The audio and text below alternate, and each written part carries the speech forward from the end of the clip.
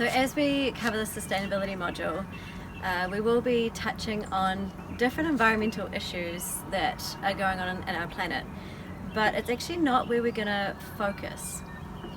And the reason for that is that it depends on how you want to view the issue.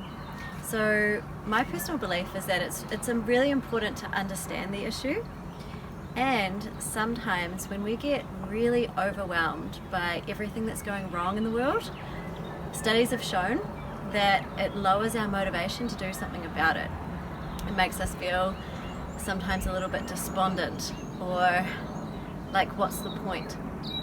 And so what you'll notice throughout this course is that not only will I be talking about the things that aren't working so well, I also really want to highlight the things that are working well and the different solutions that are available. So sometimes you'll hear me use some different terminology. So rather than sustainability issue, I may talk about a sustainability opportunity. And again, this is just a mindset shift on how we view sustainability and how we relate to it. It also links into how we view the environment and what is our environmental philosophy.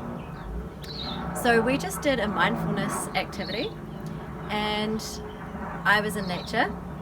You're more than welcome to be in nature, or at least in your mind you were also in nature.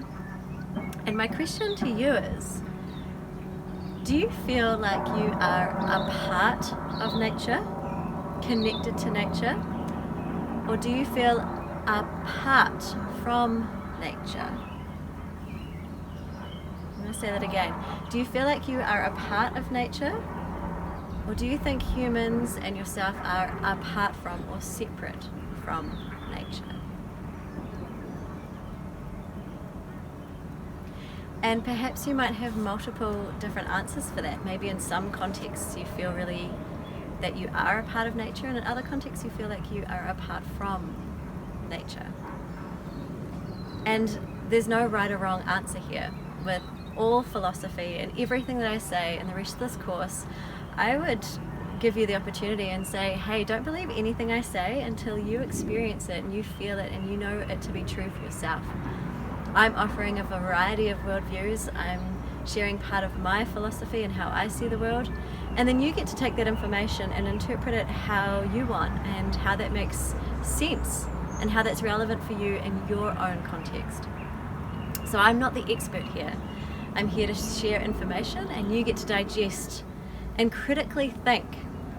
Feel free to challenge me on things as well. That's part of the critical capacity and reflection that we're actually wanting to build in this course. So when you're feeling critical, or you're being critical, or looking at something with a critical lens, it's actually a really positive thing. You can say, hang on a second, Sarah said mindfulness was like a way to connect with our environment, but I don't know, is that true for me or is that not true for me? There's no right or wrong answer here. And in terms of being apart from or a part of nature, that can also come from different worldviews as well. So generalizing here, I'm being very generalized, an Indigenous worldview is more stemmed towards the line of we are a part of nature. So from a biological point of view, you could say that the planet and all living things are just made up of atoms and energy, and that if we break it down on such a microscopic level, then really we realize that we're not actually so different. We're just a whole pile of billions of particles and atoms all joined together. Of course, those atoms form different things. Okay, so this is like a solid wood thing that's different to me, but can I find any similarities here, or can I feel connected to this, or do I feel like, no, this is definitely nothing like me, and both are fine?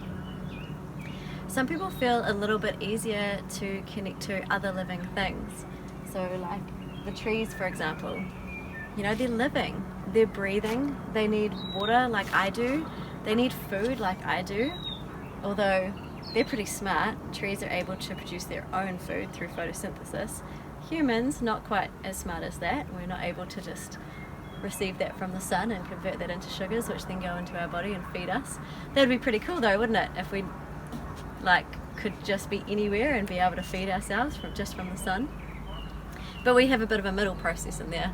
We need to grow our own food so we can utilize the different resources of the soil and the sun to produce food to then feed and nourish our bodies. So there's a slight difference there, but we are still living things. And some people would go as far to say that the trees and the plants have their own essence or their own consciousness. So a tree might not have a brain, a consciousness or a mind like we do, but would it be so far out there to think that it does have some sort of spiritual consciousness or aliveness, or the fact that it's connected into all these systems, the ecosystems that we can't even see and can't fully understand as humans? Could that mean that it is connected into something bigger than us? That it has intrinsic value, and by intrinsic value I mean it just has value because it's here, not because it's necessarily a resource that humans can utilize? Or are we really apart from that?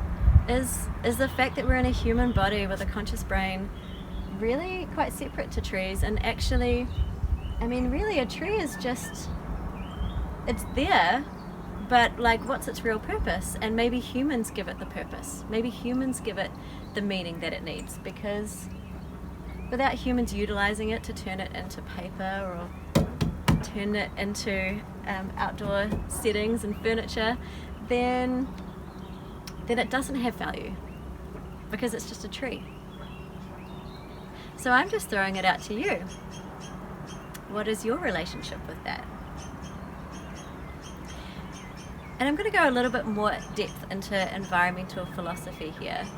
And I'm doing this before we look at definitions of sustainability, because I think it's really important that we connect with our own values and what we think first, before we start to get influenced necessarily by other definitions or get too in our head about what sustainability is. And this is coming from a slightly different point of, hey, let's feel what sustainability is before we logically understand it. And you could also see that as coming from a different approach from a more Western point of view versus a more Indigenous point of view.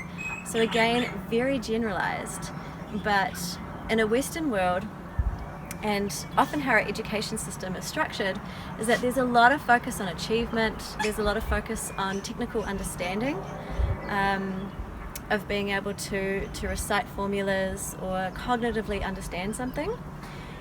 And I wonder perhaps if some of education or some of the way that we're living in the Western world has lost an essence or a part of that feeling of how we actually connect or what it actually means for us. So I'm challenging this pedagogy, or I'm challenging this way of teaching and inviting us to enter into this topic from maybe a slightly different way than what you're used to.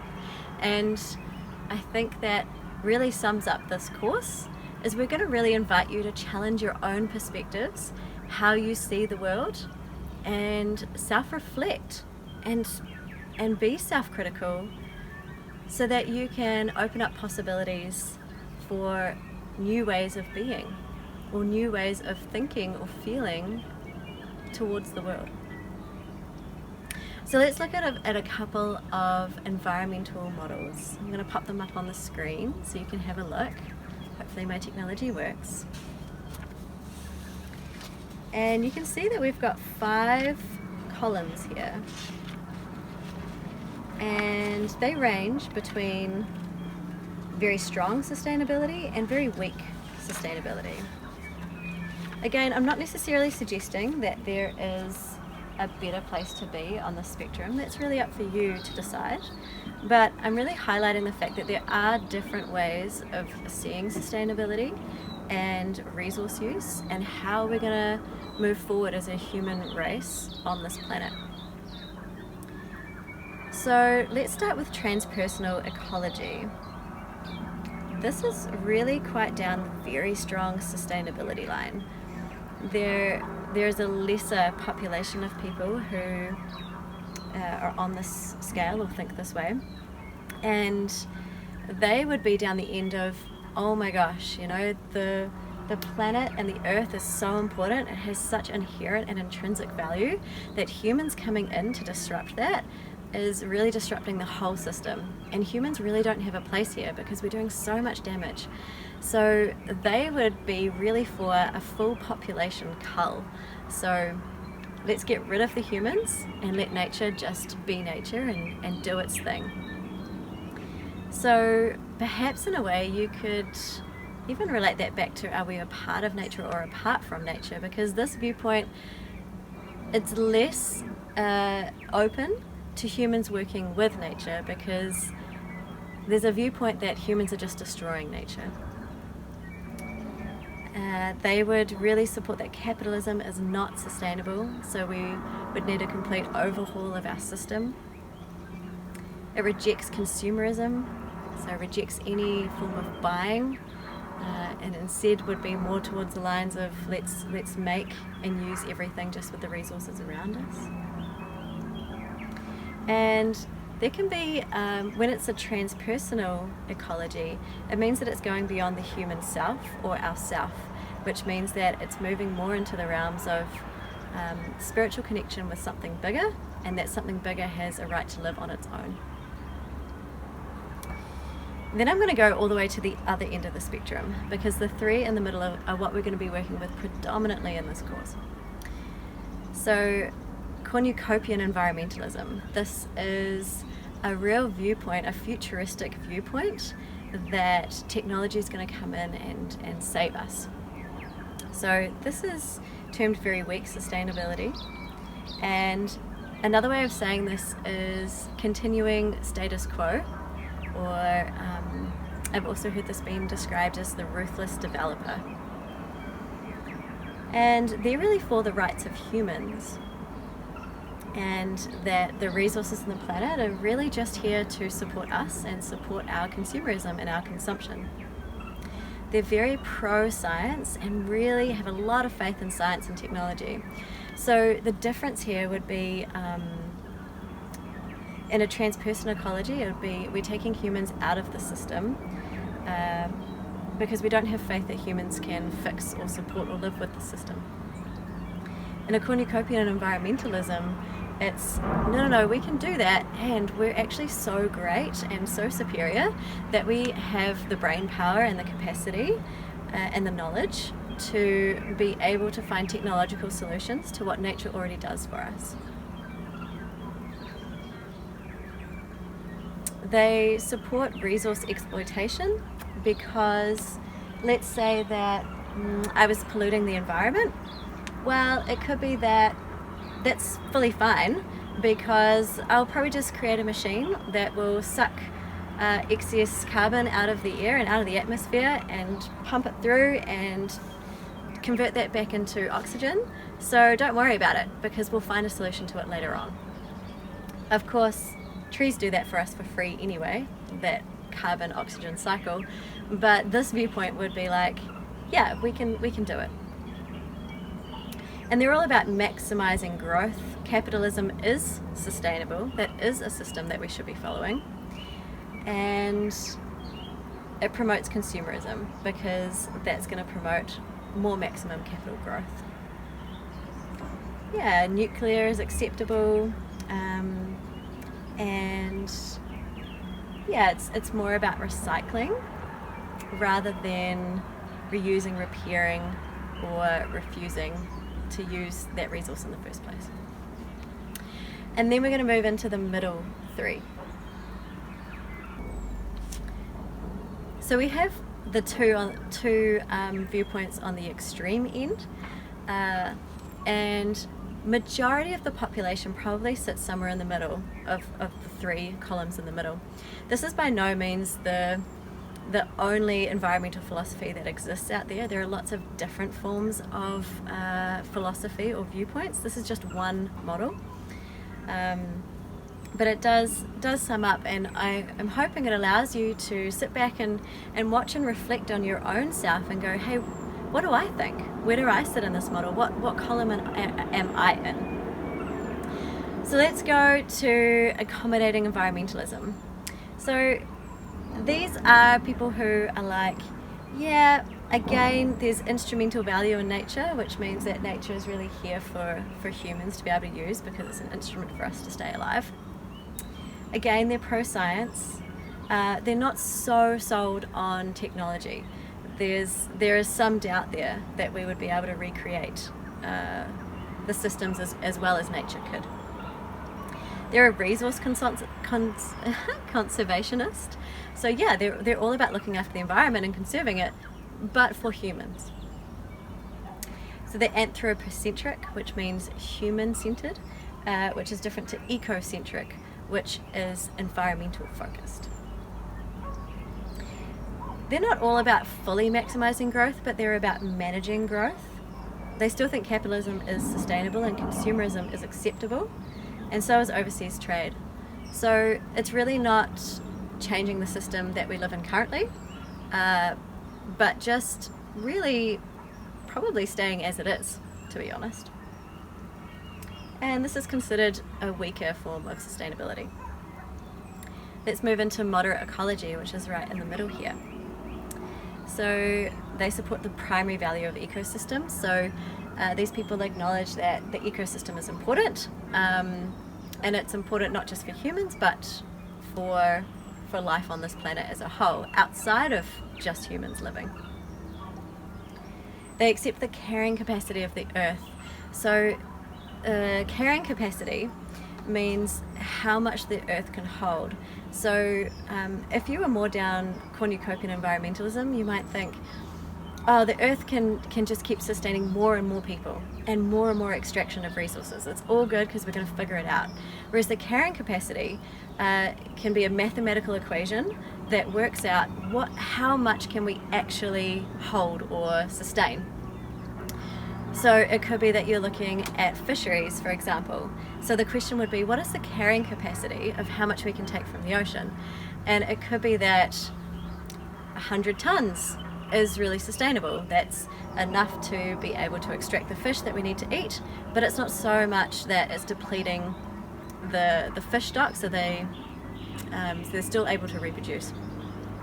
That would be the carrying capacity. That's the limit of what we can do. And beyond carrying capacity is where it's no longer sustainable because we can't refill what we are taking. Moderate ecology, they lack faith in technology. Zero economic growth.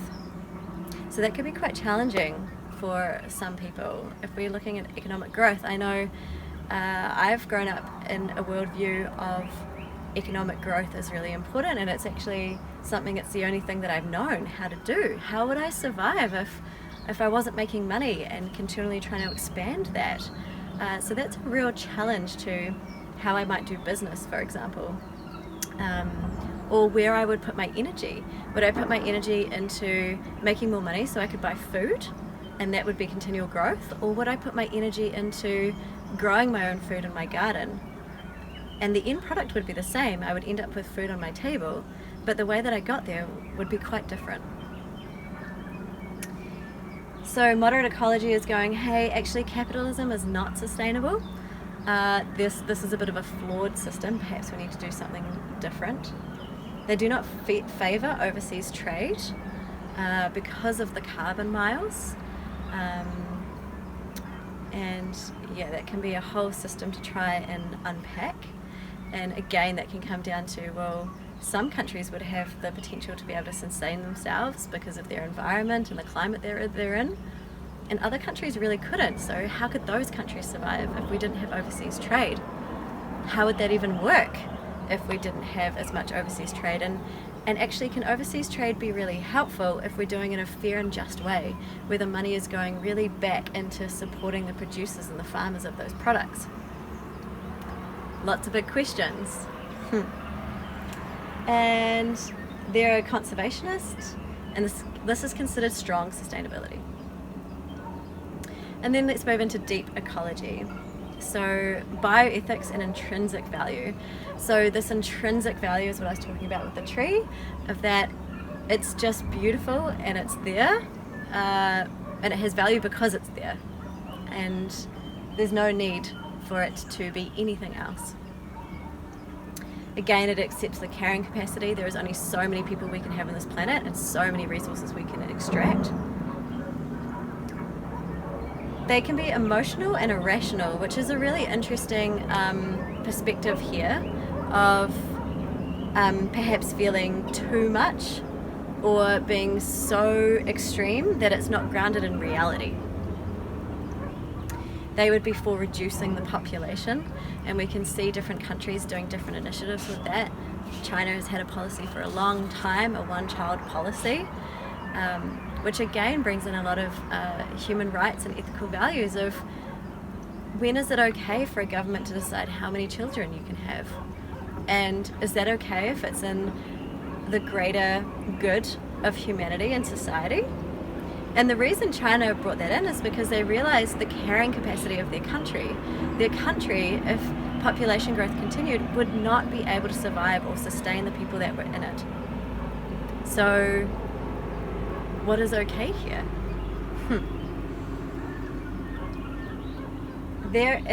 So this is ecocentric, more nature focused. There's a heavy regulated economy. So this is really changing the way that we do business, and really minimizing that economic growth. So you wouldn't have so many people who were super, super rich and super, super poor. If the economy was regulated, it could bring that gap a little bit closer together. Well, this would be the viewpoint or the hope of a deep ecologist. They do not favor overseas trade, so there would have to be an alternative system that came into place.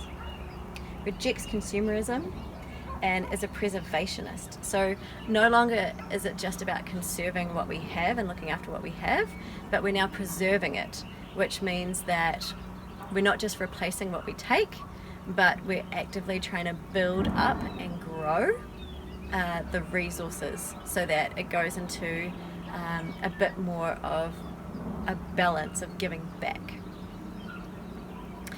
So my question to you is, with all these different environmental philosophies, where do you sit on this scale? What do you think? And I'm going to allow you to take a few moments, just if you had to put a dot somewhere on left or right in these columns, where would you find yourself? And again, your perspective is never wrong. It is just your perspective, and that's totally okay, and each and every one of us has a different perspective, and that's what makes us unique.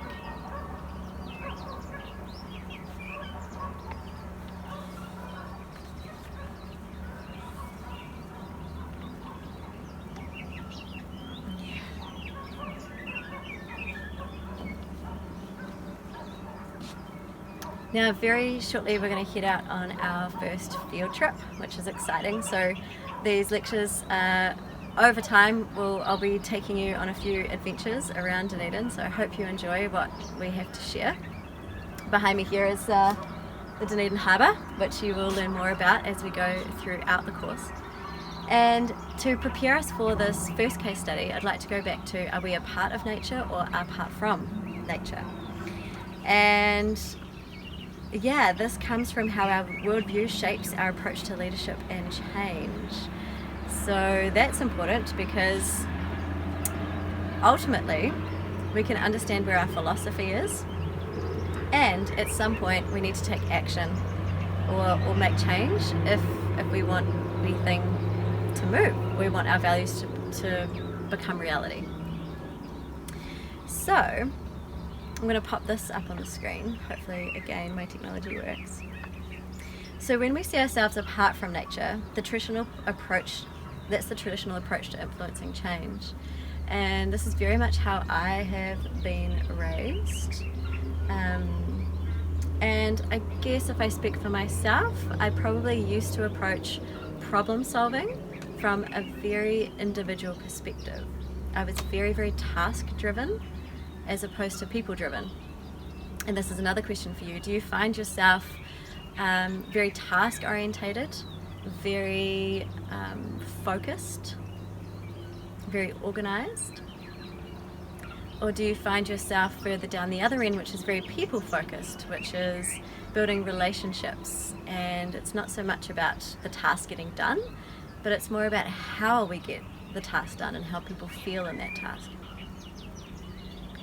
Again, no right or wrong, right? But we're just exploring and getting to know a bit more about you.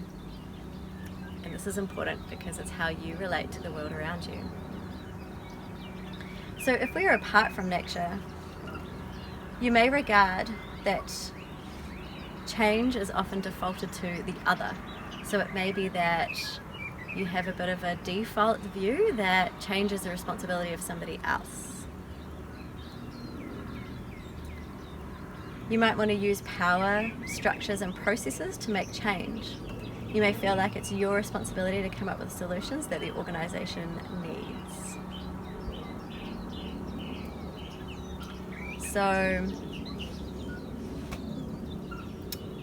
it's really about this being a bit more directed by you or by this person who seems to have all the solutions, and that the people outside of them are the ones that need to change rather than the person changing the way that they do things. So these people would often say things like, my way or the highway, or I've got the solution, or I've got a great idea, this is how we're going to do it. Just notice if you're resonating with any of these. And it could be that these people only want to attempt to change things that they have power to control. And so, yeah, that could be related into,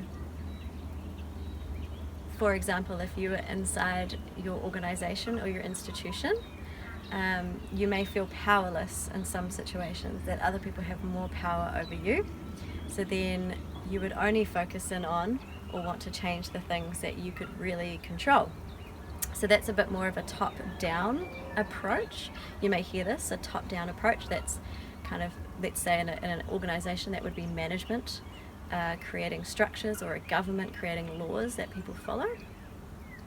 And then you can also have a bottom-up approach, which can also be called a grassroots approach or a community-based approach, which is it may be seemingly that you don't have so much control because you're trying to change a big system above you, but by bringing other people on board and having a community response, the numbers is what brings the power, as opposed to the position of power that's been placed into somebody else's hands.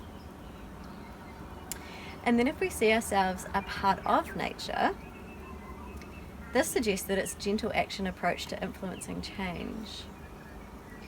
So these people might say things like, I recognize that I am a part of the system and a part of what needs to be changed. So this is a real recognition that, hang on a second, I am the problem and I am the solution. So as opposed to going, I don't have to change and everybody else does, it's going, hang on a second, I buy things, I'm a consumerist,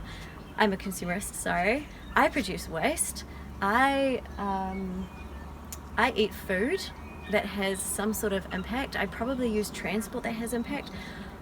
It's not so much about how the whole system has to change or the whole world has to change. It's actually, how do I change in that, because I'm doing these things.